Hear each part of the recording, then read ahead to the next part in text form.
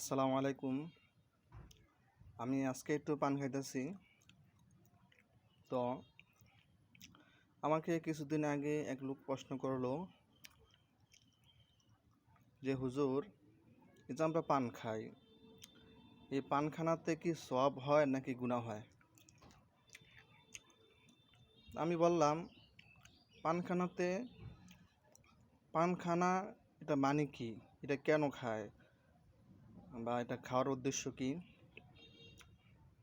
দেখেন, পানখানা এটা হচ্ছে একটা সাফার ব্যায়াম। এই যে মুখ দেখতে পাচ্ছেন, এটা একটা সাফার ব্যায়াম। আসলে এই পানখানাতে কোনো গুনাহ হয় না, সওয়াবও হয় না, এটা একটা সাফার ব্যায়াম হয়।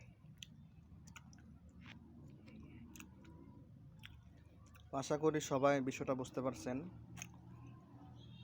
তো পানখানা যার ইচ্ছা হয় তে পান খাইতে পারেন, বা পানখানাতে কোনো গুনাহ নাই। যেমন বিড়ি, সিগারেট বা গাঞ্জা, মদ, এগুলা কিছু খাইলে গুনাহ হবে।